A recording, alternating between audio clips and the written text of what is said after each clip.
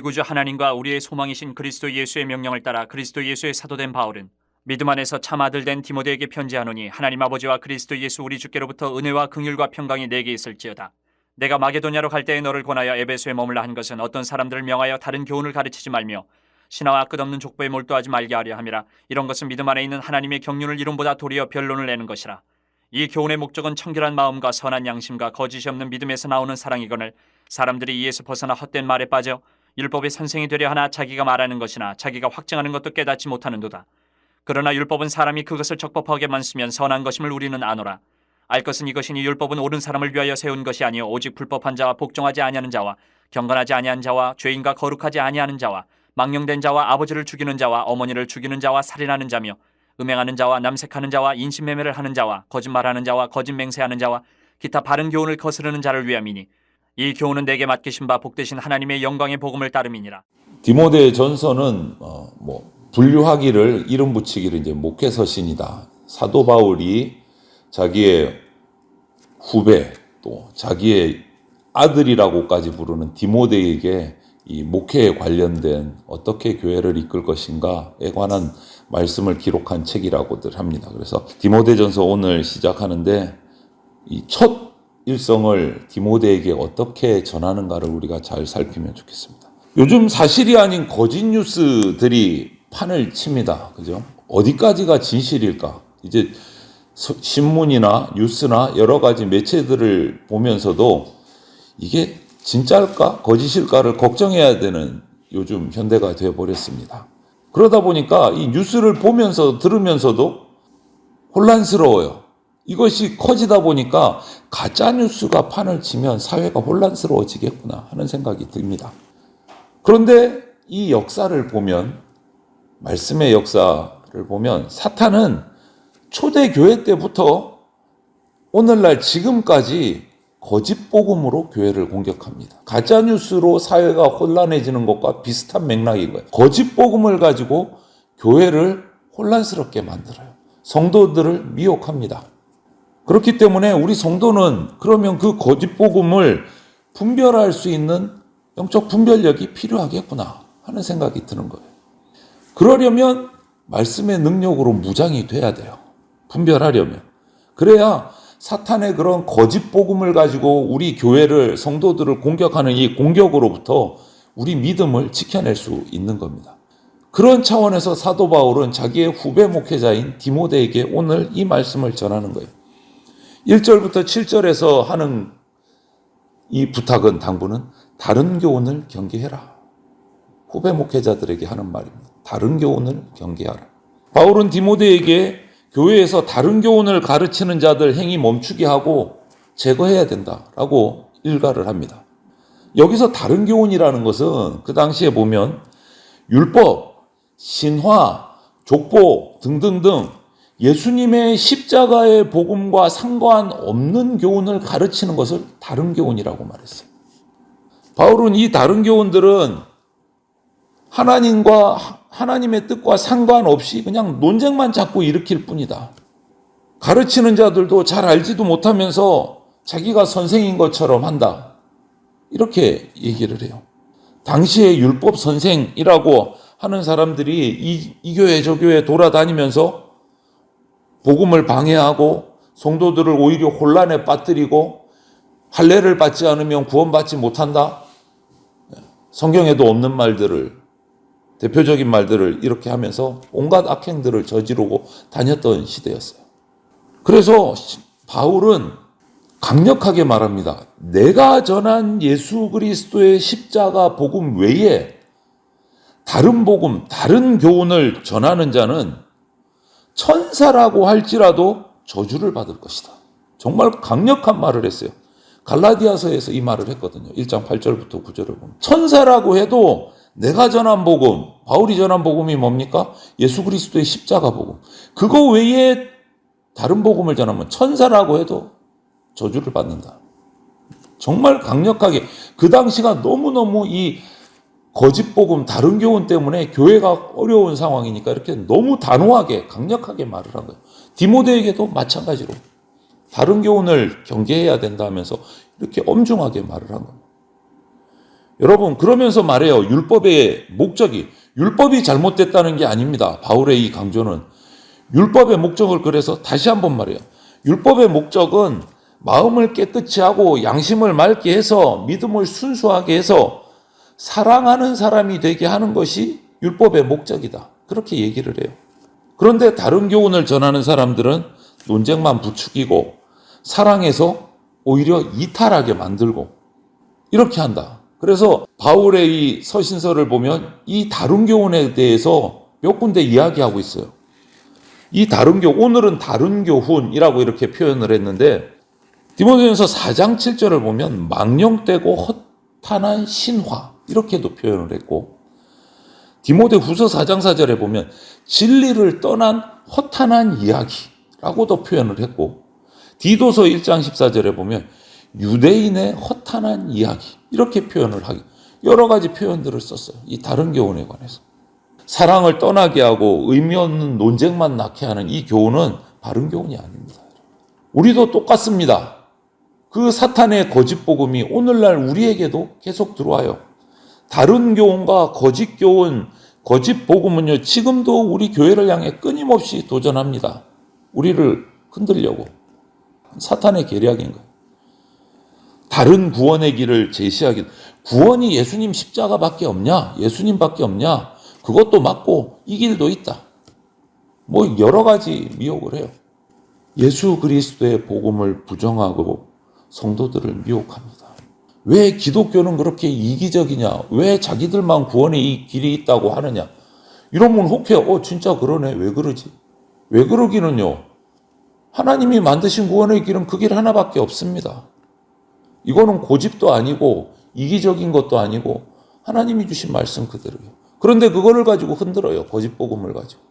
그래서 성도와 교회는 다른 교훈을 가르치는 이 거짓 복음, 이 세력들을 철저하게 경계해야 돼요. 사탄의 미혹에 넘어가는 성도와 교회가 없도록 정말 우리는 말씀으로 무장을 해야 됩니다. 사도 바울이 그래서 후배 목회자 디모데에게 첫 일성으로 하는 것이 다른 교훈을 경계하라. 이게 그만큼 중요하다라는 거예요. 그리고 8절부터 10절을 보면 율법주의를 경계하라 라고 교훈을 합니다. 율법주의. 율법이 잘못된 거 아닙니다. 바울은 율법의 목적을 앞에서 설명한 것처럼 율법의 목적을 설명하면서 율법에 관해서 디모데에게 교훈해요. 율법에 한계가 있다. 율법주의에 한계가 있다라고 말합니다. 그러면서 율법은 옳은 사람을 위한 것이 아니고 불법한 자들을 위한 것이다. 이렇게 얘기를 해요. 죄인을 위한 것이다. 잘못된 사람들. 즉 율법은 죄를 깨닫게 하는 것이지 사람을 구원에 이르게는 하는 것이 아니다 라고 말하는 거예요. 로마서 3장 20절에서도 또 얘기해요. 율법은 죄를 깨닫게 하는 것이지 구원에 이르게 하지를 못한다. 똑같은 얘기를 한 번 더 해주는 거예요. 그런데 유대의 율법주의자들은 율법을 철저히 잘 지키면 구원받는다 이렇게 주장을 해요. 그래서 스스로 구원에 이를 수 있다. 내가 열심히 해서 율법을 잘 지키면 구원에 간다. 교만에 빠져 있는 거예요. 그런데 예수님 뭐라고 합니까? 의인은 없으니 이 땅에 한 사람도 없다. 그럼 다 죄인인데 죄인이 율법을 잘 지킬 수 있습니까? 못 지키는 거예요. 그런데도 내가 잘 지켜서 구원받을 수 있다. 이 교만에 빠진 사람들이 율법주의자들인 거예요. 그 교만의 결과가 어떻게 나타났습니까? 결국은 하나님이 보내신 구세주 예수 그리스도를 십자가에 못 박고 죽게 했고 복음과 교회를 박해했고 거짓 교훈으로 교회를 지금 대적하고 있는 상황입니다. 하나님의 은혜가 아닌 스스로 내가 구원을 이루려고 하는 잘못된 생각은 하나님 나라와 복음을 대적하게 만듭니다. 결국은 착하게 살면 법 잘 지키고 살면 구원받지 왜 좋은 곳에 가지 왜 못 가? 지금 불신자들이 하는 말 중에 하나예요. 맞는 것 같아요. 착하게 살면. 단호하게 말씀드립니다. 아무리 착하고 선하게 살아도 죄인은 죄인입니다. 예수 그리스도의 십자가 보혈을 통해서 죄 사함 받지 못하면 죄인입니다. 죄인은 구원받지 못합니다. 그러므로 성도는 율법의 목적, 율법의 한계를 바로 인식하고 하나님의 은혜로 인한 구원의 은혜를 누리고 전해야 해요. 아무리 착하게 산다고 해도 율법에 비추어 보면 죄가 나타납니다. 죄가 나타나면 예수 그리스도 십자가 앞에 그 죄짐을 풀어놔야 돼요.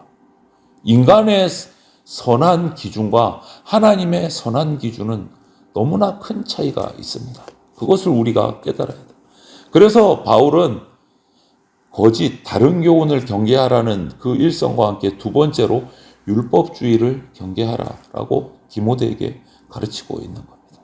그리고 당부가 있어요. 11절에 믿음에서 나오는 사랑을 이루어야 된다라고 얘기를 합니다. 바울은 거짓 교훈을 경계하는 동시에 그러면 거짓 교훈을 경계하고 물리치는 가장 좋은 방법이 뭔가를 설명하는 거예요. 그게 뭐냐?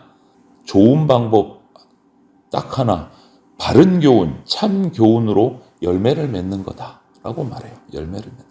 갈라디아서 5장 22절, 23절에도 이 얘기를 하고 있어요. 성도들이 복음의 열매를 풍성하게 맺어서 살아가면 거짓 교훈에 흔들릴 필요가 없다라는 거예요. 말씀의 진짜 맛을 맛보고 나면 거짓 교훈은 볼 필요가 없다는 거예요. 미혹당하지 않는다는 거예요. 바른 교훈, 말씀의 진짜 열매를 맛보고 나면 딴 데 눈이 안 간다는 거예요. 그러므로 바울은 바른 교훈의 목적인 청결한 마음과 거짓이 없는 믿음에서 나오는 그 사랑을 이루어가라라고 우리들에게 권면하고 있는 거예요. 율법이 스스로 옳다고 하는 사람들, 나는 옳아, 나는 바르게 살아, 대표적인 바리새인들과 같은 그것을 위해서 준 것이 아니라 율법은 하나님께서 사랑을 잃어버린 사람들을 다시 하나님을 사랑하고 이웃을 사랑하는 삶으로 이끌어 주시기 위해서 주신 것이 율법이다라는 거예요. 그래서 사랑을 이루면, 바른 교훈의 열매인 사랑을 이루면 거짓 교훈, 다른 교훈 거들떠보지도 않을 수 있다라고 말하는 거예요. 그러므로 율법을 사용하는 적법한 방법은 율법으로 내 삶을 고쳐서 사랑을 만들어가는 것이 율법을 주신 목적이에요. 교회 공동체가 예수 그리스도의 복음을 듣고 죄를 회개하고 정결한 마음, 믿음으로 풍성한 사랑의 공동체를 이루게 되면 사탄이 거짓 복음을 갖고 들어올 틈이 없다라는 거예요. 사랑의 공동체가 되면. 그러므로 성도와 교회는 예수 그리스도께서 우리에게 베풀어 주신 그 사랑으로 정말 서로 뜨겁게 사랑해야 되고 능력 있는 복음 공동체를 만들어야 되는 겁니다. 교회가 사랑이 충만한 공동체를 이루면 복음의 능력이 나타나요. 서로 사랑하고 서로 기도해주고 그런 모습을 보면 죄인들이 들어오고 싶어 해요. 나도 저렇게 살고 싶다. 그게 초대교회의 바른 모습이었잖아요. 그리스도인이라는 명칭이 그때 생긴 거잖아요. 불신자들이 성도들의 모습을 보면서, 교인들의 모습을 보면서 부러워서 붙여준 이름이 그리스도인이잖아요. 나도 저들과 같이 살고 싶다. 회개하고 들어오는 거예요. 부흥의 역사가 일어나는 겁니다. 그것이 사도행전 2장에 기록이 돼 있어요. 그런 모습들이. 그것이 하나님이 기뻐하시는 교회 공동체의 모습이에요. 그런 공동체를 이루면 다른 교훈, 율법주의가 비집고 들어올 틈이 없어지는 겁니다. 우리 교회도 마찬가지예요. 우리 교회가 뭔가 자꾸 시험거리가 되고 뭔가 자꾸 다른 소식들이 들려온다. 원인이 뭐냐? 잘 찾아야 돼요. 들고 들어온 지체를 치는 게 중요한 게 아니고 우리의 사랑이 부족하구나를 먼저 깨달아야 돼요. 근본적인 거. 말로만 복음 외치고 삶의 열매가 없으면 이런 일이 벌어집니다. 사탄이 그 틈을 비집고 들어와서 거짓 복음을 가지고 우리를 혼란케 시켜요. 혼란케 만들어요. 그러므로 성도는 서로 뜨겁게 사랑해야, 그래서 복음의 열매를 맺어야 거짓 공격에, 거짓 복음의 공격에 이길 수 있는 겁니다. 승리할 수 있는 겁니다. 오늘 디모데 전서를 통해서 후배 목회자에게 바울 사도가 당부하는 첫 일성이 바로 그거였어요. 다른 교훈 조심해라. 율법주의 조심해라. 그것을 이겨내려면 서로 뜨겁게 사랑해야 된다. 믿음으로. 저와 여러분들도 마찬가지, 우리 교회도 마찬가지, 이 예수 그리스도의 사랑의 실천이 복음에 합당한 삶이고 복음을 주신 하나님의 영광을 드러내는 길이다 라는 것을 우리가 잊지 마시고 말씀 중심, 하나님 중심의 사랑하는 삶을 살아가는 저와 여러분들 우리 대전 장로교회 되기를 주님의 이름으로 축원을 드립니다. 아멘.